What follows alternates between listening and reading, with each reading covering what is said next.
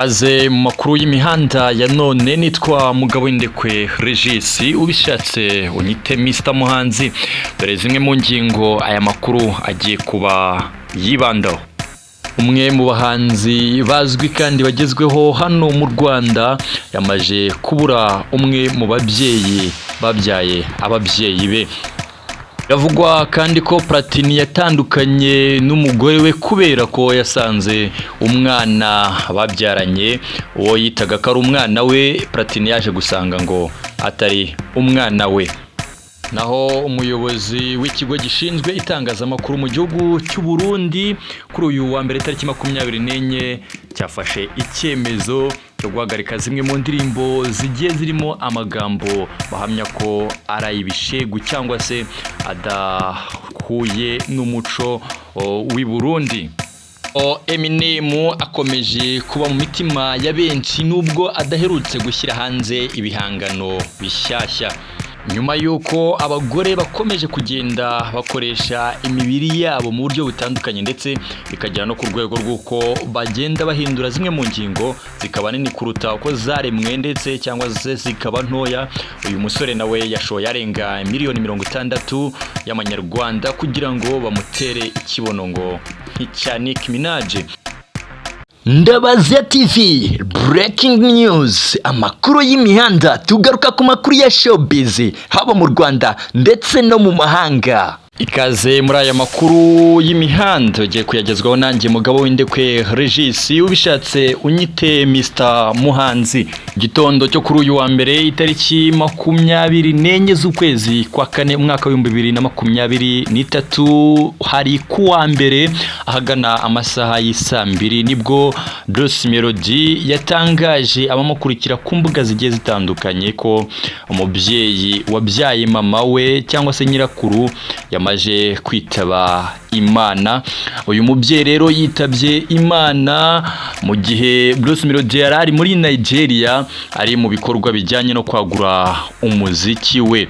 Molodie nyuma yo kubura uyu nyirakuru yaramaze imyaka 11 ndetse apfushije nyina umubyara, byatumye asigara afatwa nk'umukuru w'umuryango w'abavandimwe be batatu. Nyina wa Molodie yitabye Imana afite imyaka 46, yamusize ari umwana wa kabiri muri bane bavukana bari basigaye ari imfubyi, cyane ko se wa Molodie ubabyara we yitabye Imana ubwo uyu muhanzi yari afite imyaka 6 gusa y'amavuko.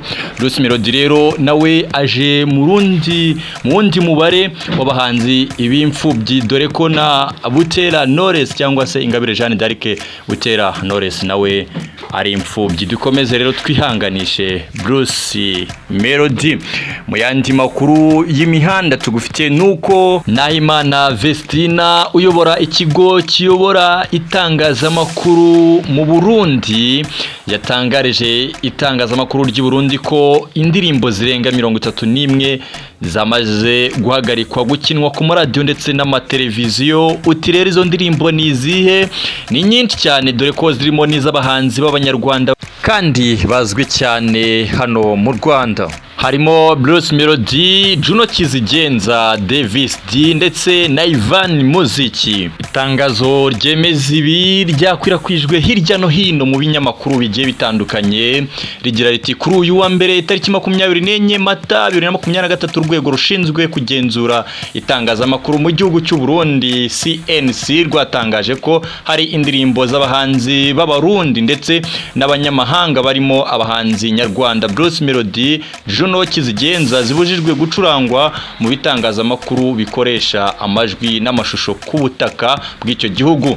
Rikomeza rigira riti urutonde rw'indirimbo 33 rwiganjemo indirimbo zikunzwe cyane muri iyi minsi mu Burundi zirimo Kilungu, Inzoga ni Baby, Mwende, Suguma, Umudodo, Legend, Ibisusu n'izindi zitandukanye.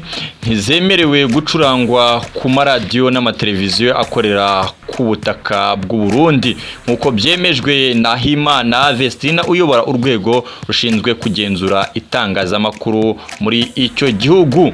Umuyobozi wa CNC yavuze ko icyatumye izo ndirimbo zihagarikwa byatewe no kutubahiriza umuco gakondo w'Abarundi. Zimwe muri izi ndirimbo 33 zahagaritswe gucurangwa ku mateleviziyo n'amaradiyo i Burundi. Mu ndirimbo zakumiriwe harimo iz'abahanzi b'abanyarwanda zirimo Mpamagara ya Pizzo na Johnny ndetse n'iya Davis D, Nyasha ya Ivan Muziki na DJ Prince na Ikinyafu ya Bruce Melody, Akadaje ya Alvan Smith na Juno Kizigenza, Inzoga ni Baby ya Double J ndetse na Kliku na Bruce Melody, Akinyuma ya Bruce Melody na Maibu ya Afrique. Naho mu yandi makuru y'imihanda tugufitiye uwitwa Plantini P, uyu ni umwe mu bahanzi bakunzwe cyane mu ndirimbo zitandukanye ubwo yashakanaga n'umugore we Oliva, ndetse uyu mugore bakaba barashakanye byihutirwa kuko uyu mugore yari atwite. Byaje rero kuvumburwa ko uyu mugore nda yari atwite itari ya Plantini ahubwo yari yundi mugabo. Uti yabivumbuye ate? Plantini ubwo yari ari mu rugo ari kumwe n'umugore we, ndetse ubwo bari baramaze no kwibaruka uyu mwana, uyu mugore yaje atwite ubwo yashakanaga na Plantini. Plantini yumvishe telefone imuhamagaye maze arayitaba. Mu kuyitaba yumva ijwi ry'umugabo cyangwa se umusore rimubwira yuko umwana arimo ararira ataruwe ahubwo ari uwo nyiriyo telefone ihamagaye. Plantini rero yaje kubikerensa, hanyuma agira ati nabateka mutwe wenda baba bari kuntesha umutwe, cyane ko bijya bibaho abahanzi b'ibyamamare bajya babatesha umutwe babatekera imitwe bagamije kubatera ubwoba ngo babake amafaranga. Nyuma yo kubyihorera yaje kongera arahamagarwa nanone na ya nimero ya wa mugabo, aramubwira ati ariko ibyo nakubwiye nibyo, ushatse wazajya kubigenzura ugapima DNA test hanyuma ukabona gukerensa ibyo nakubwiye. Nyuma y'ibyo Plantini yahamagaye nk'inshuti ye y'umunyamakuru maze imugira inama yuko bajya gupimisha DNA. Birangira agiye kuzipimisha, icyavuyemo rero nta kindi nuko baje gusanga uwo mwana atari uwa Plantini ahubwo ari uwo mugabo wamuhamagaye, kuko uwo mugabo nawe yari yajyanye na Plantini gupimisha DNA basanga ni uwo mugabo ntago ari uwa Plantini. Nyuma Plantini yagiriwe inama ko atabibwira umugore, ndetse aza no kwigira muri Amerika ubwo ku itariki 23 z'ukwa kane mu mwaka wa 2022 yigiraga muri Amerika gukora ibitaramo bigiye bitandukanye. Yaje kujyana iryo banga atari bw'umugore. Umugore anyuma yo kubimenya Plantini akiri muri Amerika ahita abikuza ngo amafaranga yose yari afite kuri banke, afata n'utuntu twe twose ahita atoroka urugo. Nyuma yuko Plantini avuye muri Amerika yaje asanga urugo nta mugore ukirurimo. Nibyo rero bikomeje kuvugwa ku mbuga nkoranyambaga. Amakuru y'imihanda yo arakomeje, kandi nanone tugaruke ku muhanzi wacu icyamamare itayi wacu Bruce Melody. Yaje kuba atangaza ko amaze kumva indirimbo zose afite muri studio cyangwa se muri stock, ngo agiye kujya abaha indirimbo buri kwezi, hanyuma iyo mukunze akaba ariyo akorera amashusho, kuko izindi ndirimbo ni nyinshi pe. Ibi yabitangaje araciye ku rukuta rwe rwa Twitter, aho anakurikirwa n'abantu barenga 84,000. Uyu muhanzi rero atangaza ibi yabitangaje n'ubundi agiye kujya muri Nigeria gushaka amakurabo agiye atandukanye. Andi makuru agezweho, makuru y'imihanda, nuko Kirenga Fiona uzwi nka Yolo the Queen yasabiye umukurikira huyihandagaje amuhamiriza ko amukunda kurusha Imana rurema byose. Umufana uri mu bakurikira Yolo yamwandikiye agira ati iyo ubonye ntangira gutekereza ko ku ijuru mba numva naritashye. Uyu Yolo atifuje kugaragaza izina rye yakomeje abwira iyi nkumi y'ikimero ati ibyo bituma ngukunda kurusha Imana kuko ni wowe mwiza mu buzima bwanjye. Iyi nkuru ikomeza igira iti maze Yoro ati ni ukuri abagabo mbavuyeho Imana imubabarire. Yoro ari mu byamamarekazi mu myidagaduro y'akarere bikurikirwa n'abatari bake, aho kugera ubu ku rukuta rwa Instagram akurikirwa n'abagera ku bihumbi 300. Muri abo bandi harimo n'abafite amazina akomeye nka Drake, umuraperi uhagaze neza ukomoka muri Canada ariko ukorera umuziki we muri Leta Zunze Ubumwe za Amerika. Harimo kandi Harmonize unaheruka mu gihugu cy'u Rwanda akagaragaza ko yamwihebeye ndetse yifuza guhura na nyina. Ni benshi bagenda bagaragariza urukundo iyi nkumi idakunze kugaragara mu ruhame, dore ko ngo ibitamwinjiriza atabikozwa ari nayo mpamvu asanga kujya mu birori bitandukanye nta nyungu abibonamo. Yoro the Queen rwose yasabiye umufana ngo Imana imubabarire kuko yarengereye mu byo yamubwiye. Yoro the Queen numwe mu bakobwa bazwiho kuba Slay Queen, ndetse dore ko ari numwe mu bagize rya tsinda rigezweho inaye Kigali Boss Babies. Naho muri Uganda umuhanzi Shiba Karungi n'abandi bahanzi batandukanye bo muri iki gihugu b'ibyamamare, Shiba yabifatiye ku gahanga avuga yuko ibyo barimo barakora bitari byo. Uyu Shiba rero arabashinja kuba bari kugura abasubscribers n'abafollowers kugira ngo berekane ko ari bihangange, dore ko ngo bari no kugura abastreaming imiziki yabo ku ma website agurisha imiziki azwi nka Spotify, Audiomack na SoundCloud. Ndetse kandi uyu Shiba arababwira ko atari umuco mwiza kuko kugura ababumva cyane kuri izi mbuga ndetse nabo kugura ababakurikira ku mbuga zitandukanye, imbuga nkoranyambaga, ngo atari byo bigaragaza ko ari ibyamamara, ahubwo ibikorwa byabo bagakwiye kuba bakora ari byo byakabaye byerekana ko ari ibyamamare. Amakuru y'imihanda yo mufitiye aracyari menshi ndetse aranakomeje. Wabyumvishe kandi ko twamaze kwinjira hanze y'igihugu cy'u Rwanda mu makuru yacu y'imihanda. Tugeze muri Amerika. Eminem nk'umwe mu baraperi bakunzwe cyane mu myaka yashize, dore ko n'ubu agihamya ko akiri mu mitima ya benshi. Ni nako kandi Spotify yaje kubitangaza ko mu ndirimbo 200 zacuranzwe cyane iki cyumweru gishize, no kuva iki cyumweru tuvuyemo 21 mu ndirimbo ziri imbere, indirimbo 5 ari za Eminem. Urumva ko ni indirimbo zikomeje gutrendinga kuri Spotify. Uru ni urubuga bumviraho imiziki ndetse kandi bakayumva bamaje no kwishyura ikizwi nko gukora subscribe kuri uru rubuga. Tangaje ndetse izi ndirimbo za Eminem zacuranzwe cyane uko ari 5 kuri uru rubuga rwa Spotify, nuko zagiye sohoka mu mwaka wa 2004, 2005, 2006 kugeza mu mwaka wa 2010. Inkuru y'agatangaza amakuru y'imihanda, umusore yashoye arenga miliyoni 60 z'amanyarwanda kugira ngo bamutereho ikibuno nk'icya Nicki Minaj.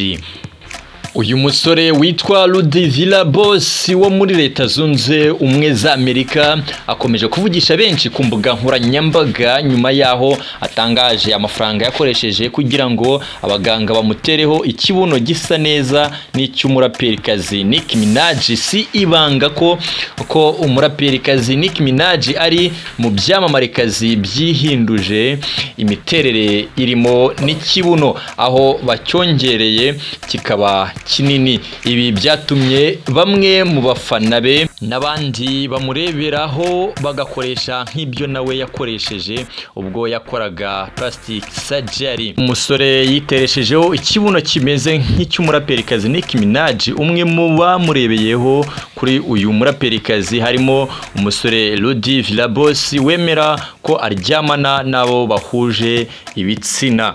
Iyi nkuru ikomeza igira iti yahishuye ko yishyuye ibihumbi 60 by'amadolari ahwanye na miliyoni 66,453,830 mu kiganiro Rudi yagiranye n'ikinyamakuru All Hip Hop News.